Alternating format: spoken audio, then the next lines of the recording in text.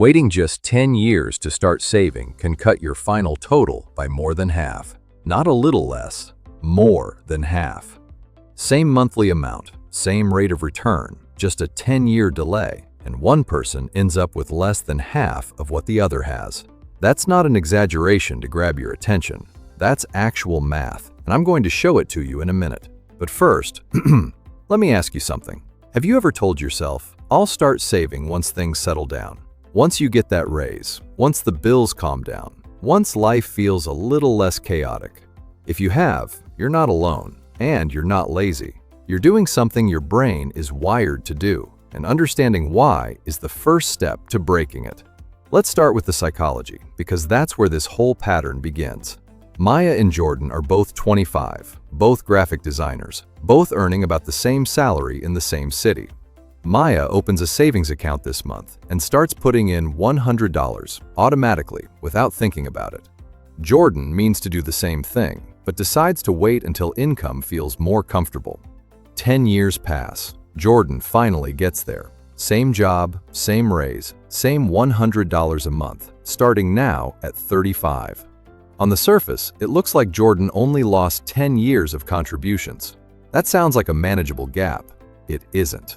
Here's why. As income rises, spending tends to rise right alongside it. Psychologists call this lifestyle creep.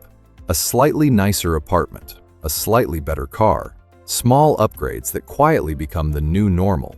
It's not recklessness, it's the brain adjusting to comfort almost instantly.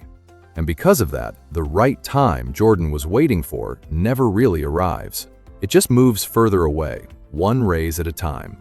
So the delay isn't a pause, it's a pattern that keeps resetting itself. Now here's where the psychology turns into real numbers. Maya invests $100 a month starting at 25, earning an average return of about 7% a year, a realistic long-term average for a diversified investment. By the time she's 65, that steady habit grows to roughly $262,000. Jordan invests the exact same $100 a month at the exact same 7% return, but starting at 35 instead. By 65, Jordan's total is roughly $122,000. Same contribution, same rate of return. A 10-year head start turns into a $140,000 difference. Jordan doesn't end up with slightly less. Jordan ends up with less than half. Why does a 10-year gap create that much of a difference? Because growth doesn't just apply to what you put in, it applies to the growth that's already there. Money that's been growing for 30 years isn't just older, it's been multiplying on top of itself for 3 extra decades. Every year, Maya's money sits and grows. Next year's growth is calculated on a bigger number. Jordan starts that compounding process a decade behind, and a decade of missed compounding can't be made up for later, no matter how much extra gets contributed after the fact. Think of it like 2 identical trees, one planted today, one planted 10 years from now. The second tree doesn't just start 10 years behind, it starts 10 years behind a tree that's already been multiplying its own growth, year after year.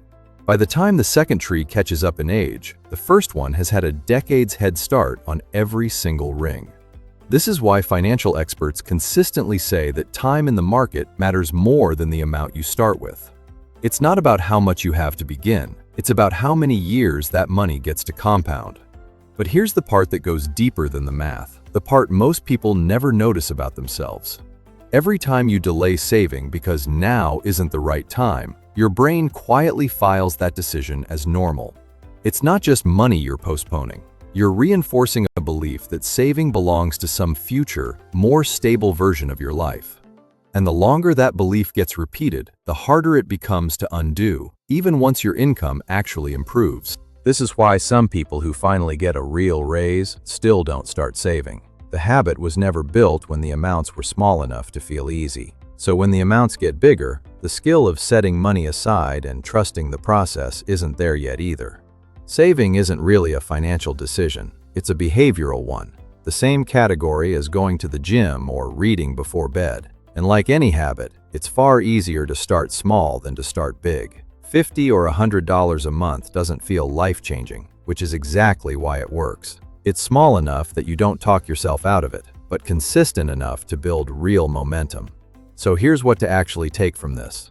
Stop waiting for the number in your paycheck to feel like enough to start. It rarely will, because your expenses tend to grow at the same pace your income does. Instead, start the mechanism now, with whatever amount fits your life today, even if it's small enough to feel almost pointless.